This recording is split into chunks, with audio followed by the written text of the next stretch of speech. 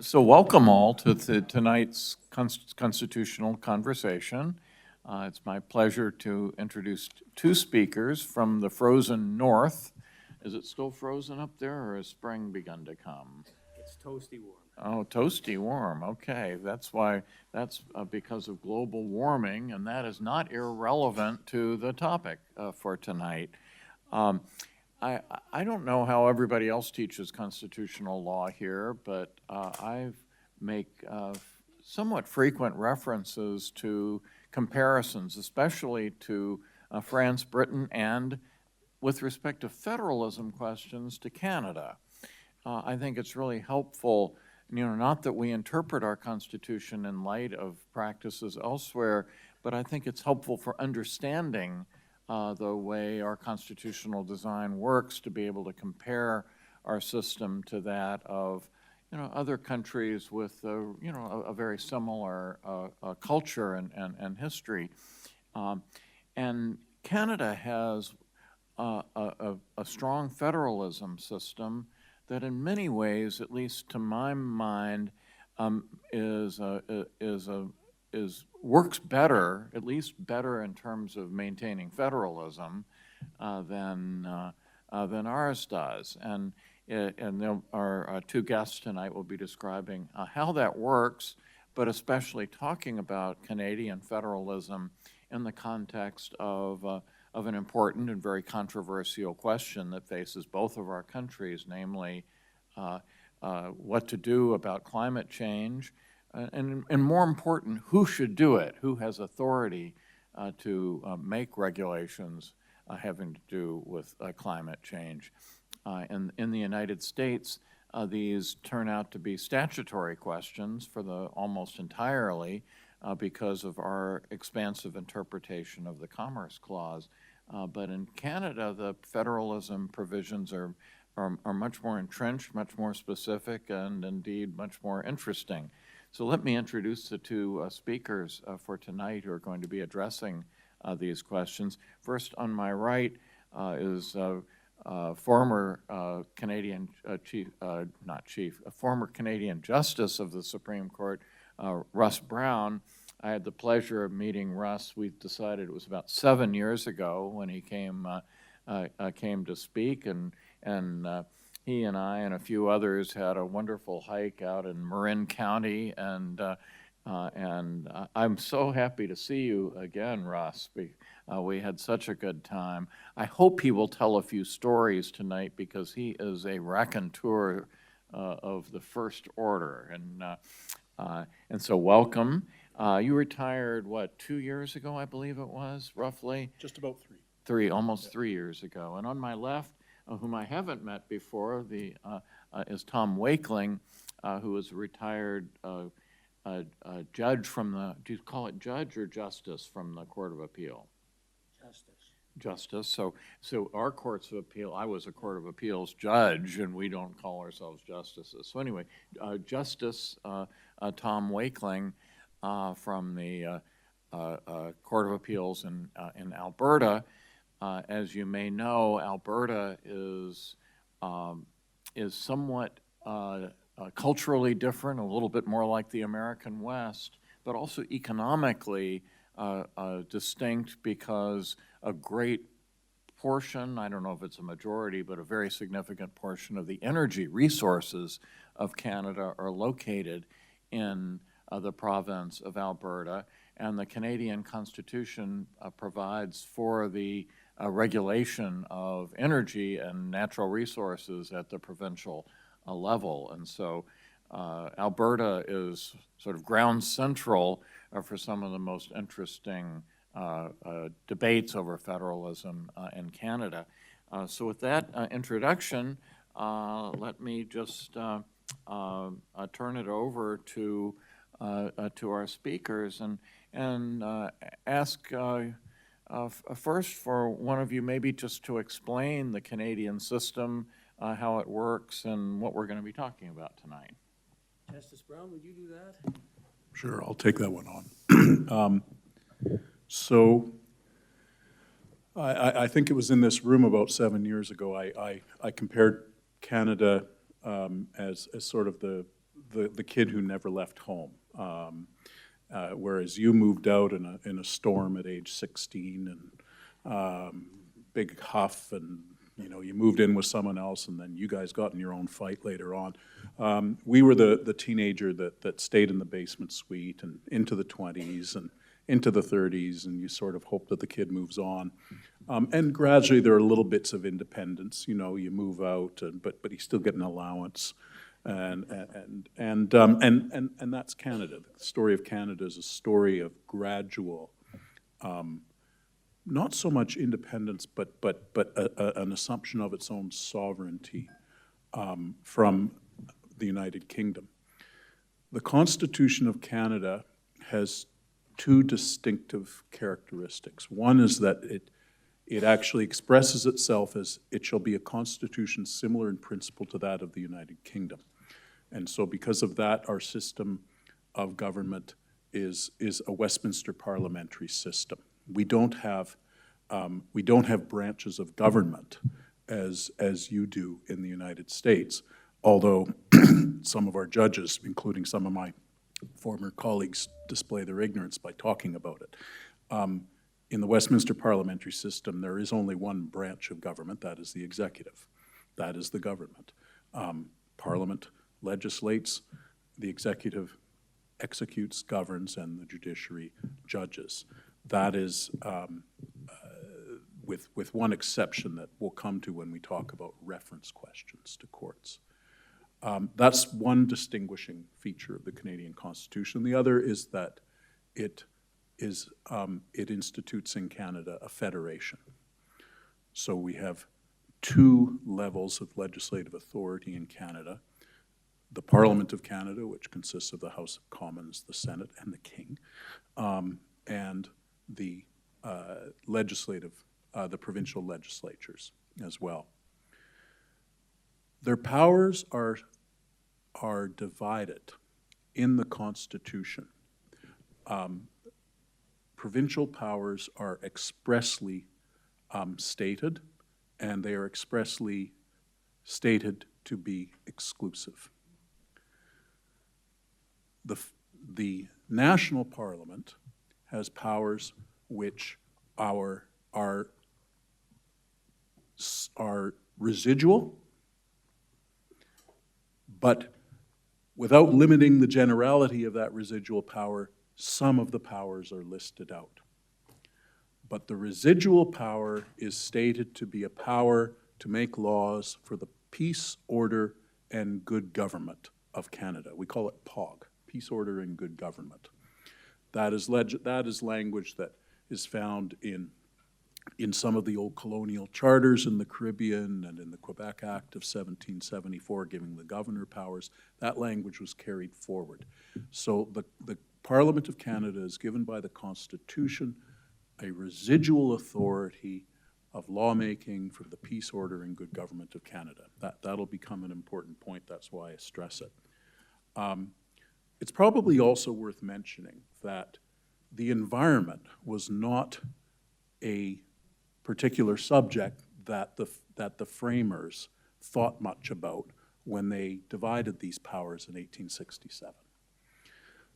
So there is no single authority vested in either the provinces or in the Parliament of Canada to legislate in respect of the environment.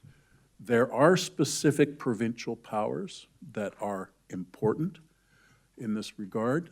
The provincial legislatures are given authority to legislate over property and civil rights. They are given authority to legislate in respect of local works and undertakings.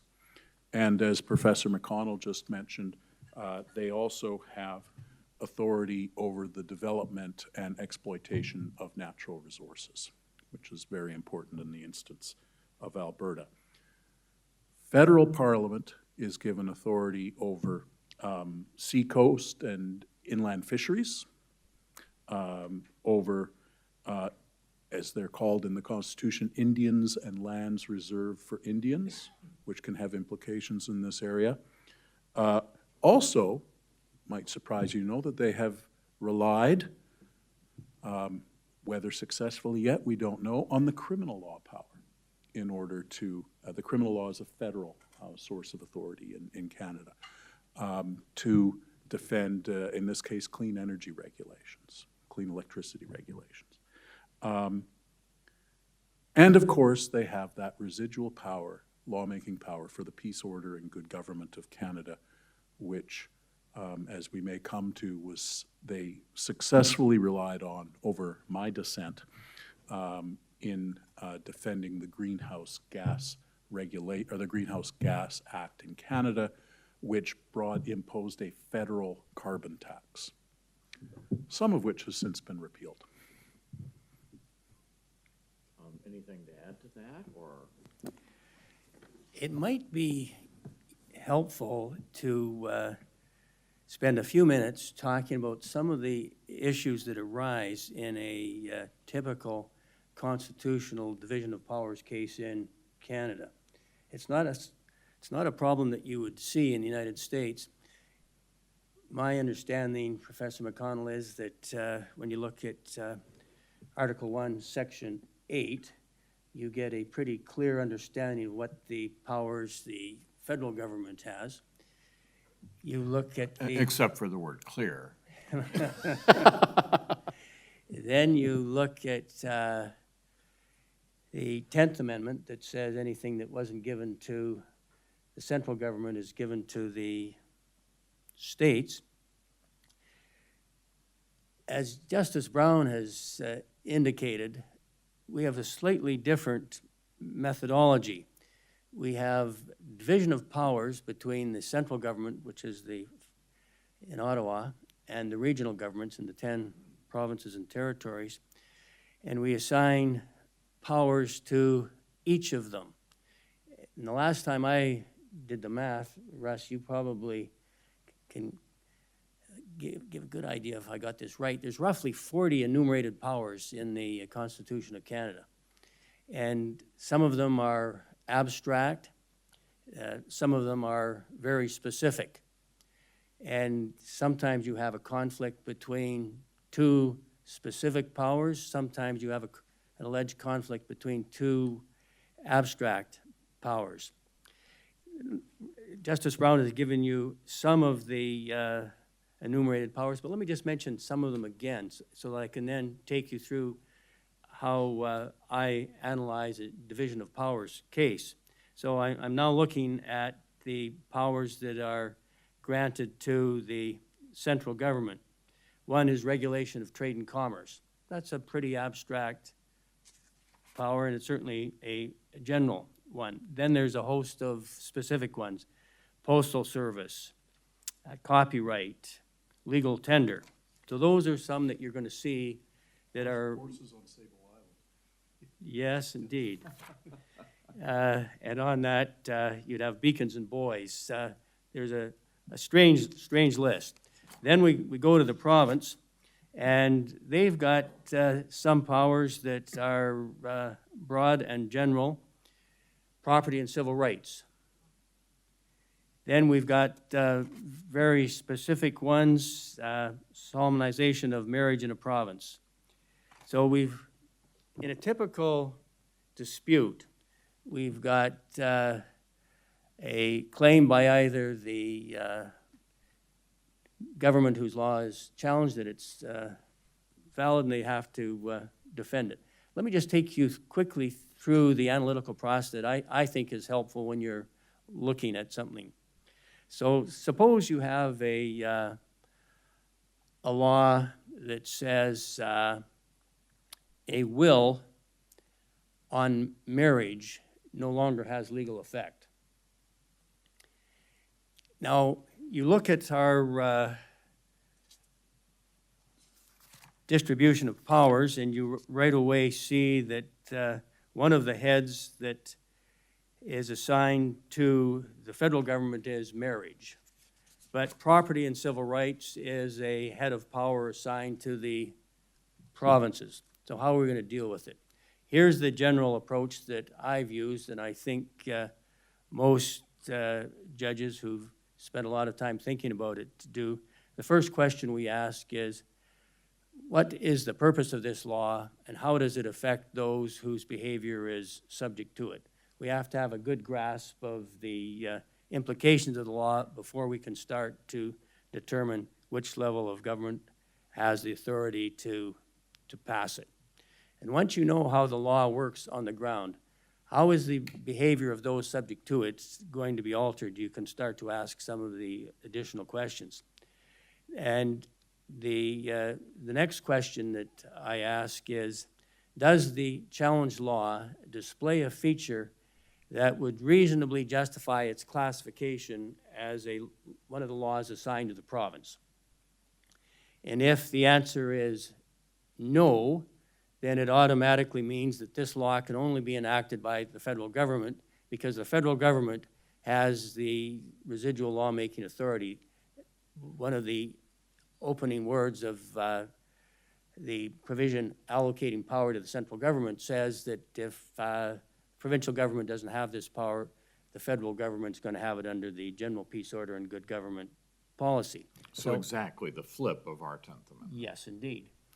Then if the answer is yes, it does display a feature, you then ask the next question. So in the example we gave of the law that said a will is no longer valid if upon the marriage of the maker of the will, does this display a property and civil rights issue, a feature? Yes, it does. We're talking about the disposition of property on death of the will's maker. So the answer is yes. That law displays a feature that allows its classification as a provincial law. Then the next question is, does this law, taking into account the purpose and effect, reasonably justify its characterization as a federal law? And in this case, the answer would be yes. Marriage is a head of power allocated to the central government. If the answer was no, in another example where there was no federal feature, then the inquiry would be over and the determination would be this is a law that only the province can make. But it's not uncommon to have a determination that both levels of power can make the law. So we're now at a point where we've gone through a classification process. Yes, it could be federal. Yes, it could be provincial. And one then asks, is one feature dramatically more important than the other? Can you take into account all of the needs of the country for uniform laws or diverse laws? Is the need for uniformity or diversity so much greater than the other that we can say it ought to be only passed by one? And if we say that the difference of importance is great enough, then we will determine that only one of the lawmakers has the authority to do it. If the level of importance is roughly the same, then both lawmakers have the authority to do so. And in that assessment, we're beyond the aid of logic at this point. It's a judgment call. The adjudicators have to decide, is the need for a national standard much greater than the benefit we derive from diversity? Or the other way around, is the benefit we derive from diversity so much greater than the benefit we'd get from a national standard that we ought to allow provinces to deal with this? And if we get to the situation where we've decided that, no, the difference of importance isn't that great and each one can, we then have a situation where both levels of government could pass the law, and we have to ask ourselves, if there is a conflict, is there a conflict here? And if there's a conflict, the federal law is going to prevail just the same way as you have in the American Constitution. So that gives you a quick overview of how we approach these things. And as Justice Brown pointed out, we have a problem in the constitutional area when environment is at stake, because environment isn't one of those heads of power. No, in 1867, the environment was something to be exploited and to be tamed, not to be preserved. So when you have a situation such as we have in Canada where environment isn't listed, you have a problem if you are the federal government and you're dealing with legislation that we have challenged here. And would it be useful if I outline quickly what Part 1 and Part 2 of the governing legislation did, so we have an idea, our listeners have an idea what we're talking about? Makes sense to me. So the federal government in 2018 passes the Greenhouse Gas Pollution Pricing Act. And it did so in two distinct ways. There's a Part 1 and there's a Part 2. Part 1 imposed a charge on consumers of gases that emitted the undesirable CO2 feature. And it immediately increased the price of gasoline by a significant amount per liter in Canada and a greater amount on a gallon basis. The same for diesel, propane, methane. The end user was paying an additional charge. We all Canadians got a carbon payment back after a period of time, and it was basically a set amount. And that amount was not a function of how much you spent as a carbon charge accumulator. So whether you drove a Ford 150 and burned a lot of gas, or drove a Toyota Prius and hardly did anything, or rode your bike to work and used no fuel and paid none of these charges, you get the same amount. You get the same payment back from the government for this charge. And the thought was you are encouraged to use fewer fuels that emit greenhouse gases. I don't think it worked. It wasn't long after the controversy went to the Supreme Court and Justice Brown had to deal with it. The government of Canada revoked that part, but we had to deal with it as the courts. And the next part was it dealt with large emitters of greenhouse gases, so the oil industry, the cement industry, makers of vaccines, electricity. There was a charge imposed.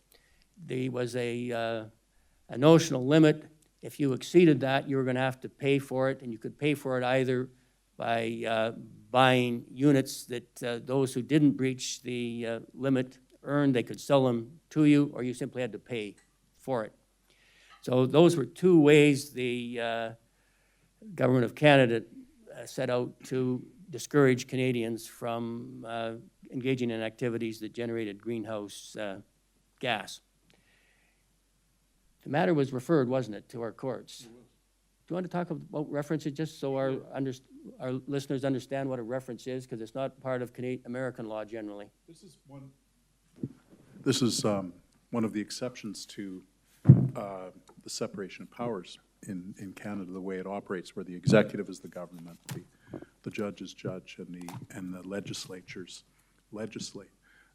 In Canada, the Attorney General of Canada can refer to the Supreme Court of Canada, or a provincial Attorney General can refer to the province's Court of Appeal, a question of law for the court's opinion. So that's what a reference is. Effectively, what the court generates looks like a judgment, writes like a judgment, and the reference decision from a court of appeal can be appealed like a judgment to the Supreme Court of Canada. But nonetheless, it is a legal opinion. References have been very important in Canadian history.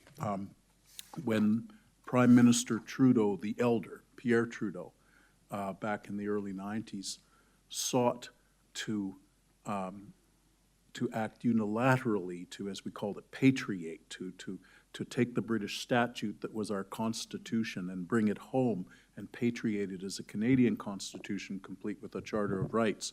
It was a reference on the constitutionality of him doing that unilaterally without provincial support that actually stopped him in his tracks from doing that, and he had to negotiate with the provincial premier. So references have been brought on issues of vital national interest. Another one was the secession reference, when Quebec puts a question to their voters as to whether to separate, can it be as opaque as the questions that they had been posing to their voters, or did it need to be clear? And so bounds were placed by the Supreme Court. Legitimately or illegitimately is a fair question, I think, on the types of questions that can be put to voters in that way. So the question was put to two courts of appeal, to Saskatchewan and to Alberta. Ontario too. Oh, and Ontario, that's right, there was a reference there, on the constitutionality of the federal carbon tax.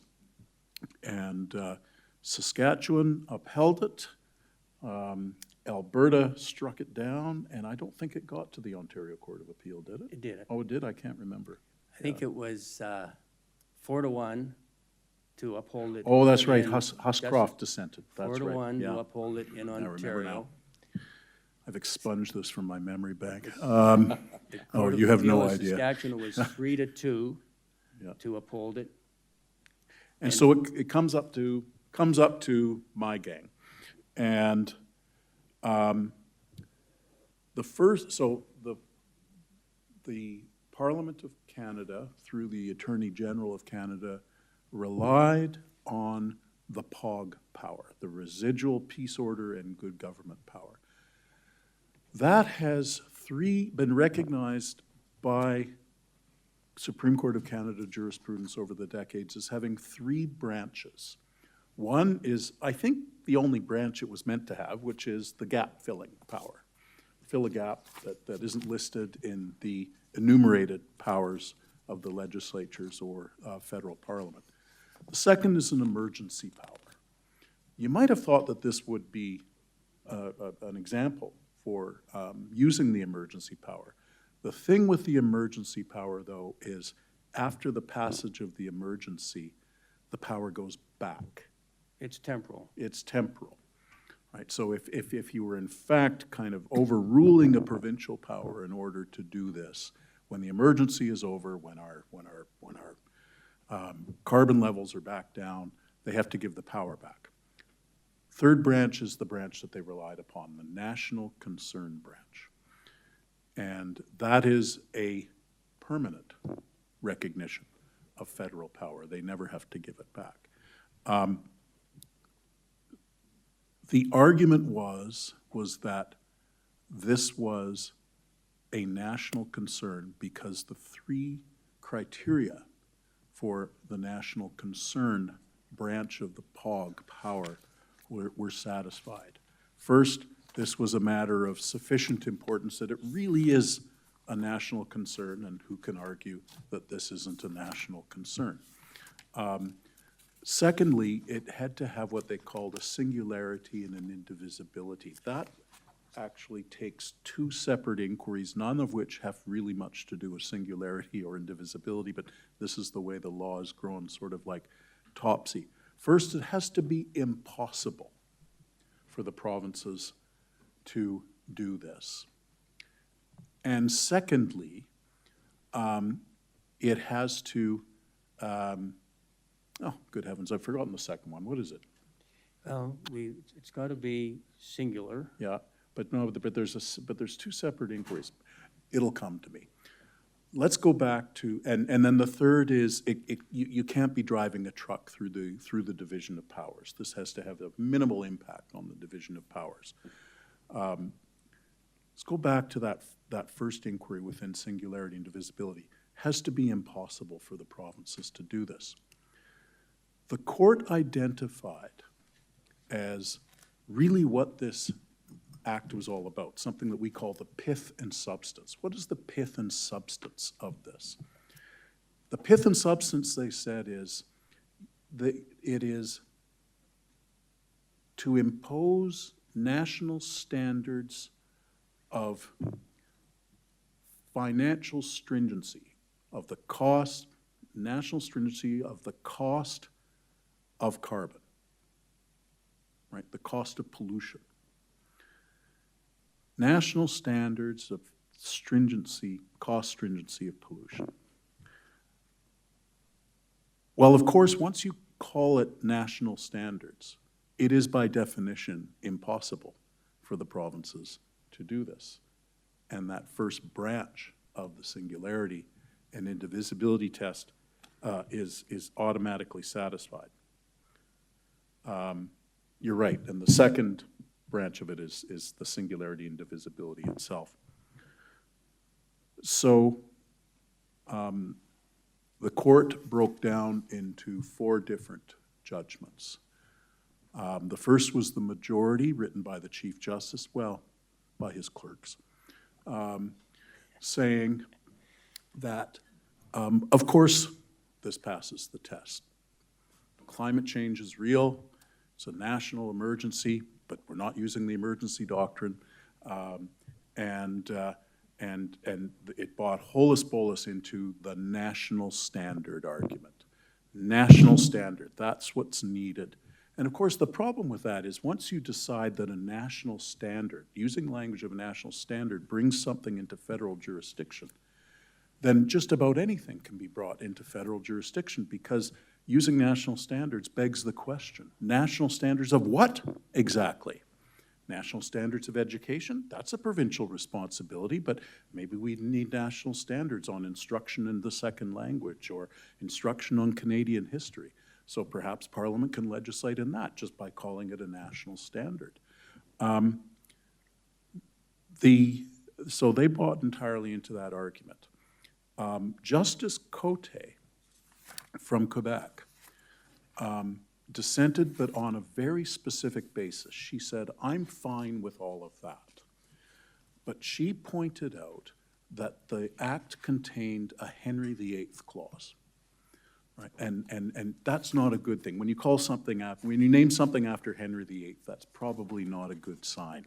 And Henry VIII clause is a clause that allows the executive, that is cabinet, to actually change legislation without going back to Parliament to obtain that authority. And that's exactly what this did contain. It contained a Henry VIII clause allowing cabinet to change, without going back to Parliament, provisions in the legislation regarding especially the Part 2, the taxation on specific industries. It also allowed them to change the consumer tax imposed under Part 1, and in fact, that's how Prime Minister Carney got rid of the consumer carbon tax. He actually didn't formally repeal it. I know I used that term earlier, but it's not quite correct. He just signed an order in council, like an executive order, ratcheting it down to 0. The other, so that was Justice Cote's dissent. I agreed with her. I dissented separately, and I said this is unconstitutional because you can't be using this national standard. That's a question begging pith and substance. But the other reason I said is the way this scheme works contemplates that the provinces can do this. And the federal tax only kicks in if the level of stringency imposed by the province in its own carbon tax, many of the provinces had imposed carbon taxes, is not high enough to satisfy the federal cabinet. And I said, the mere fact that the legislation contemplates that the provincial governments can operate their own schemes, that provincial legislatures can legislate their own schemes, makes it unconstitutional because, remember, provincial powers are described in the Constitution as exclusive. In other words, if the provinces can do this, which nobody doubted that they could under the property and civil rights power, then the federal parliament cannot.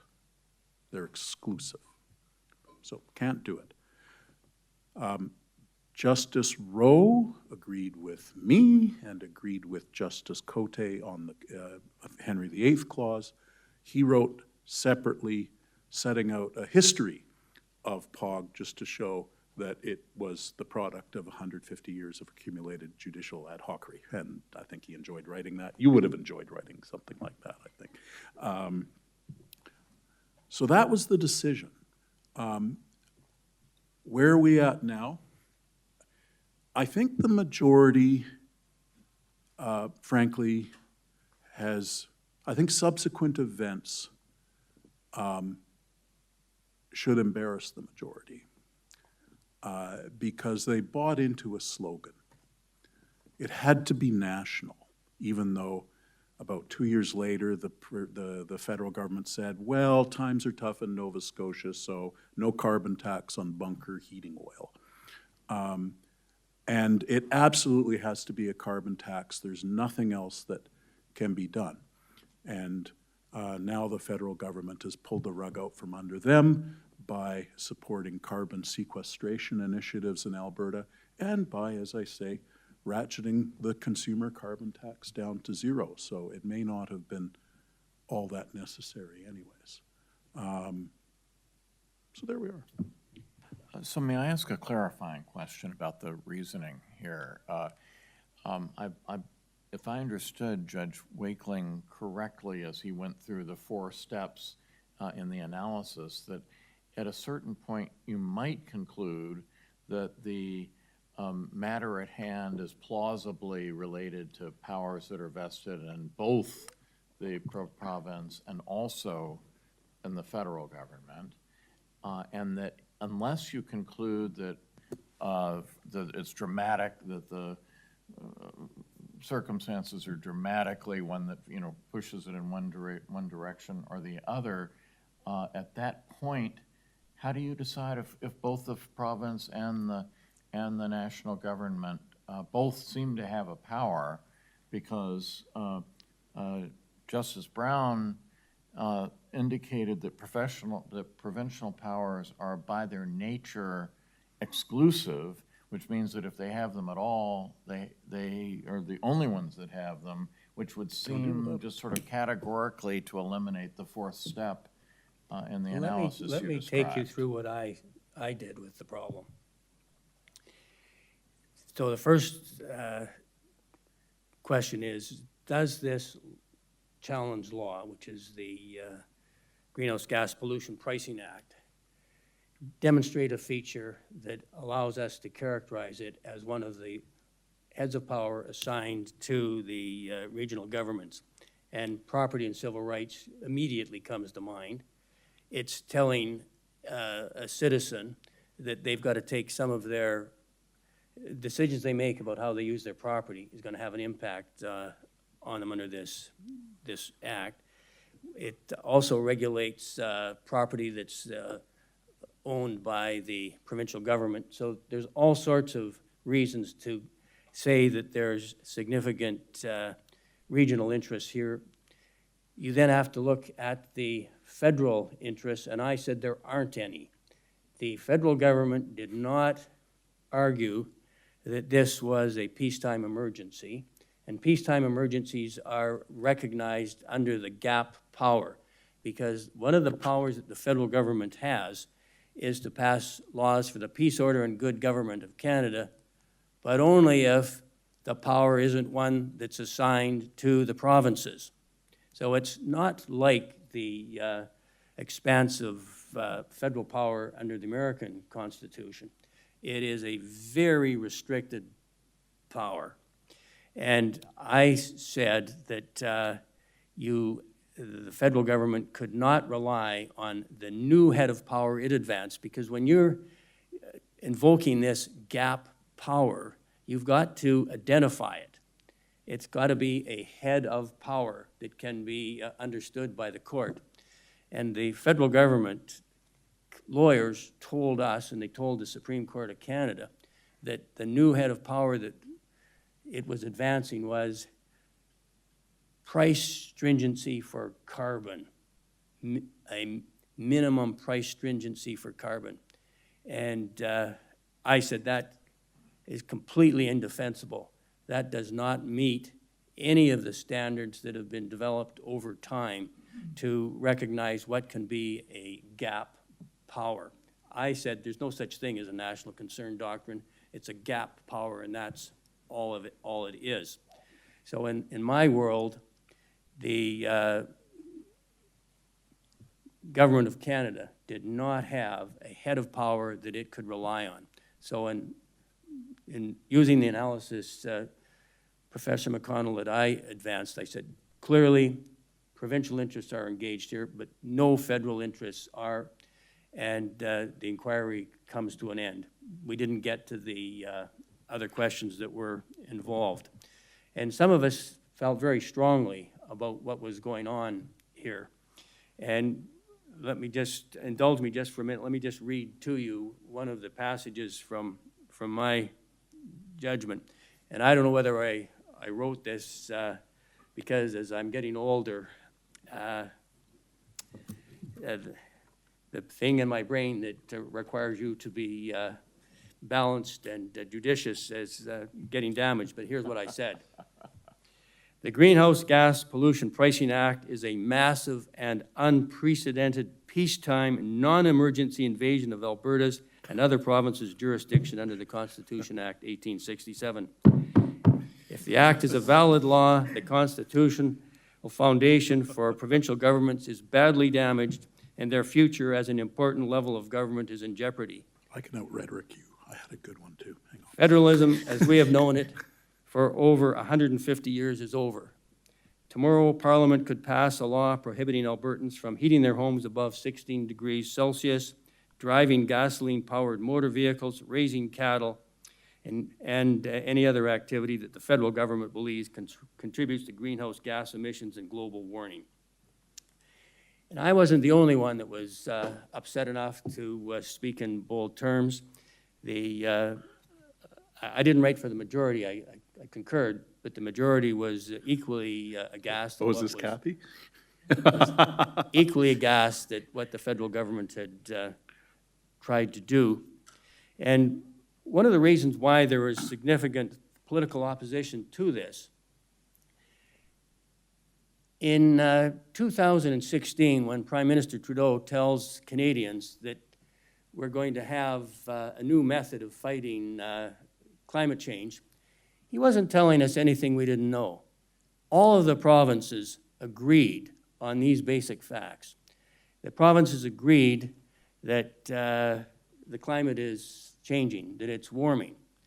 They all agreed that human beings were having some impact on this. And they all agreed we should do something. And they had been doing things. British Columbia was the first, I think, in the early years of the 2000s to introduce a charge on carbon. Alberta had introduced limits on emissions from the oil sands sector. We were investing billions in carbon capture. Ontario stopped using coal to generate electricity.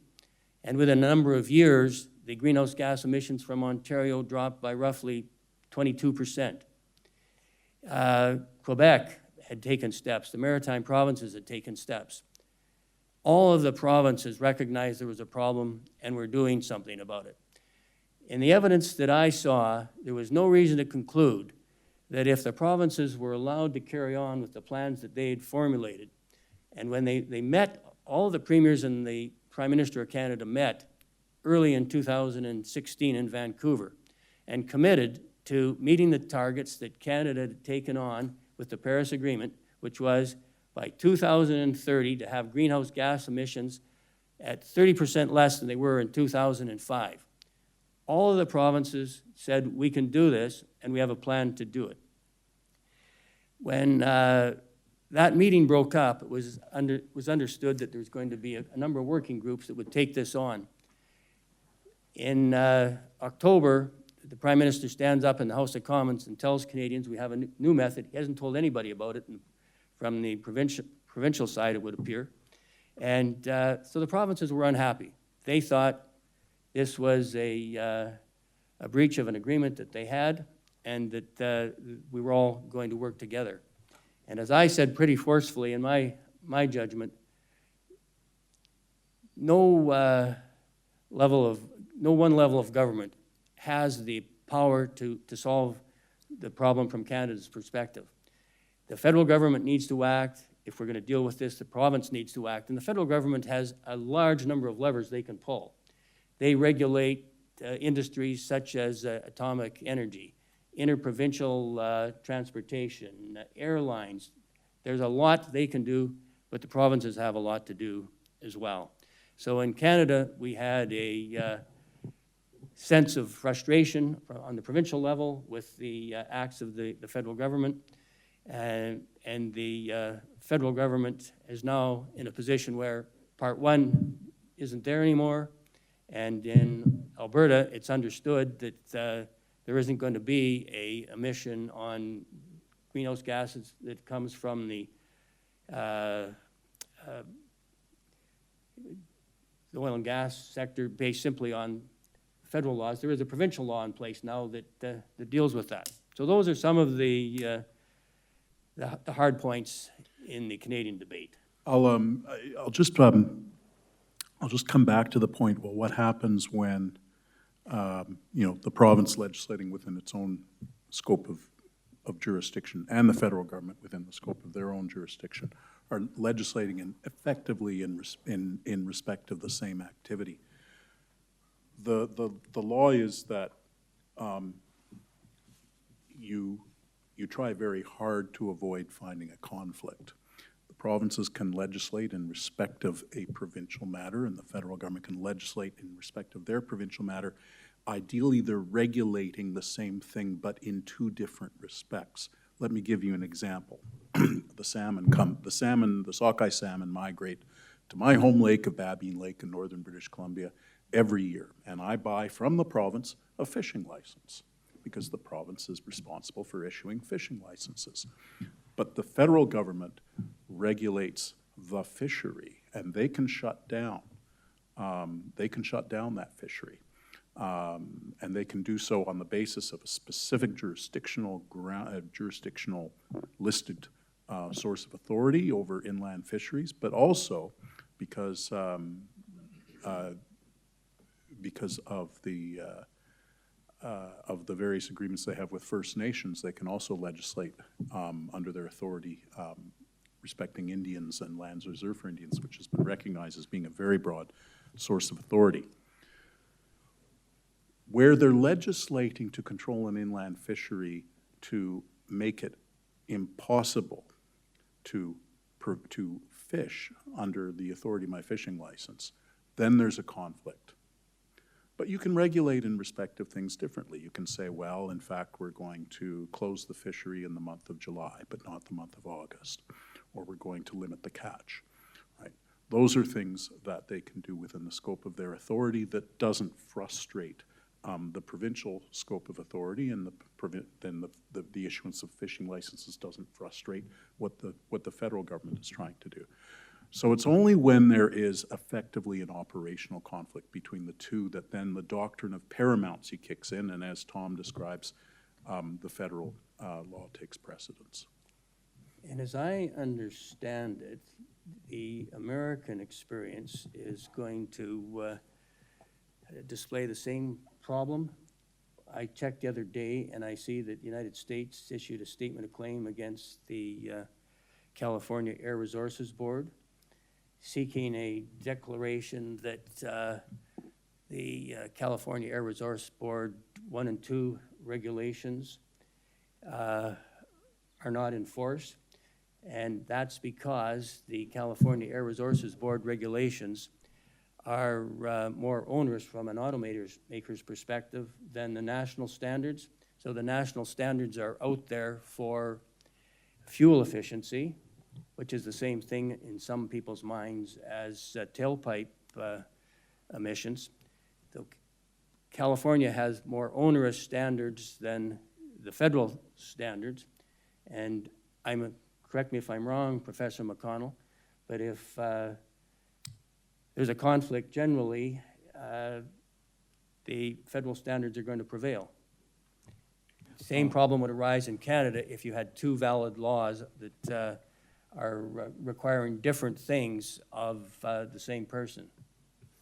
Well, that's right, but there is a complication, which is that the Clean Air Act contains a provision which originally allowed California by name, not Kansas, not Iowa, but California, to have more stringent air pollution requirements for automobiles.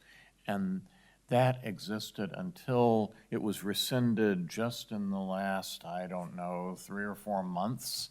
And so the federal action you're referring to is really based upon enforcing a change in the law rather than a longstanding division of power between the federal government and California. Something I'm wondering, by the way, is as we talk here, those in the audience who have questions, please come down to the microphones, and when we see folks with questions, we'll recognize them. But and in fact, why don't we go to that instead of the no doubt less interesting question that I was going to put to them? All right. Thank you for the presentation. It was really interesting to listen to. I used to work in Parliament for a government MP before I came to law school, so I guess I'm representing the bad guys in the discussion today. But I was curious to kind of get your perspective on the reference question procedure and I guess arguments kind of raised in litigation, because I started working in Parliament right before I guess we started, getting rid of, or lessening the tax region by region given political unpopularity. And I think before we began to, selectively decrease the tax, I think there was a real good faith belief in the need for a national standard and, combating, the policy merits of combating climate change. And then I think as, the Prime Minister became more and more unpopular in the polls, and as we started losing support in the Maritimes especially, I think that's when, people started thinking, well, you gotta get Nova Scotia back on board. And I guess, I'm thinking about a course of litigation in which, if you were asserting that as a fact, that could probably go to show that, hey, there's some issues with the government's national standard argument. And I'm wondering, are there any methods for considering that during a reference question? And are there any ways to bring that up, in litigation after a reference question? So you mean a second kick at the can? Yeah, correct. I think the Supreme Court would decline to answer it if that were the case. I don't think they would want to encourage second looks at a reference question. I just think as an institutional response, and they have refused to answer a reference question on one occasion. And I think that this might be another, if they were asked to take another kick at the can. Remember, the law wasn't, right, the law as pronounced in that reference decision was not that Parliament must do this, it was that Parliament can do this. And Parliament can do something else, right? Parliament, there's nothing to stop Parliament from trying some other means, carbon sequestration or whatever, to meet its Paris Accord targets. So I'm not sure what would be achieved by a reference anyways. Well, I guess, if litigant could show that the unequal or selective application of the tax kind of challenged the government's initial argument. Yeah, there's no way the majority, there's no way, at least under this Chief Justice, the Supreme Court, who wrote the judgment, whose clerks wrote the judgment, there's no way. Did your clerks? There's no way that they're going your to, dissent? that they're going to, sorry? Did your clerks write your dissent? No. No, but there's different practices at the Supreme Court as to what clerks write what. There's one judge, I think the clerk should write all of his or her judgments. But I think it's very unlikely that the court will invite a second hearing at which it can be shown to have been bamboozled the first time. I noticed that the Supreme Court rests in its Reference-Free Impact Assessment Act. Yeah. I wouldn't say this is full retreat, but they're moving quickly backwards. And in my judgments, I had said, Ottawa can't tell Albertans you can't keep your house at a temperature above 16 degrees. I noticed in the impact assessment case, there was a specific provision, I think it was maybe paragraph 189, that said, don't interpret Greenhouse Gas Pollution Pricing Act as anything other than a disposition of the very issue before us, dealing with carbon pricing on a very narrow ground. we're not saying you can tell Albertans, you got to wear a sweater in your house. So we're seeing some movement in Ottawa from the Supreme Court. I think what, and I'm not giving away deliberation because we were just ships passing the night, we never talked about it, but I think what the Chief Justice tried to do, and bear in mind, he's from Quebec, so he is very sensitive to provincial areas of jurisdiction. But this was different. This was the environment, and there was a political vibe in the court around that. I think what he tried to do was gerrymander the POG test to let this horse out of the barn, but then nail it shut behind him. You know, so I mean, I wasn't surprised that he went the way he did in the impact assessment case. Well, if that was the logic, I'm just hoping that the horse is from Sable Island, because then Then it would have federal jurisdiction, yeah. So we have a question over here. Yeah, hello. Thank you very much for your presentation. I had to make it here today. I was a Canadian intern in the Parliament there in '84. And so... Big year. Yeah, it was quite a year. We talked a little bit about Brian Mulroney. And I saw firsthand some of the activity in the question period, how it worked.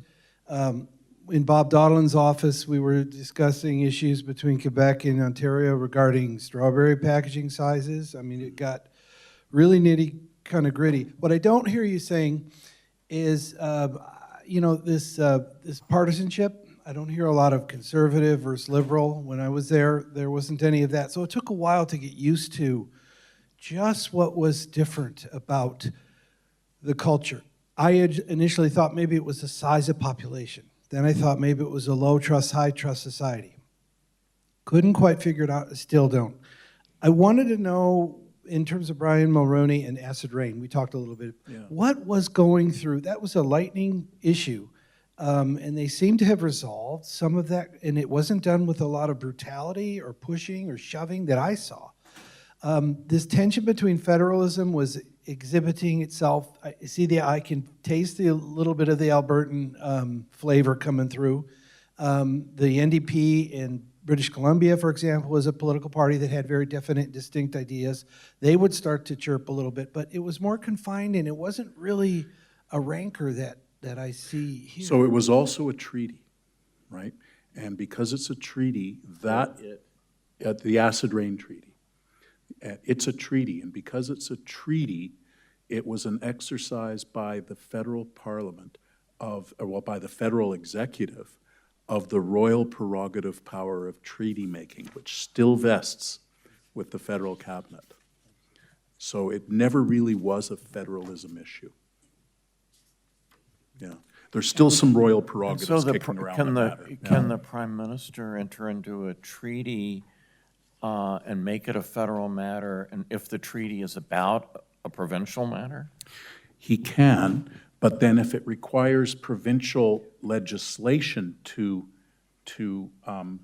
give it effect, then they have to persuade the provinces to do so. NAFTA was a good example of that.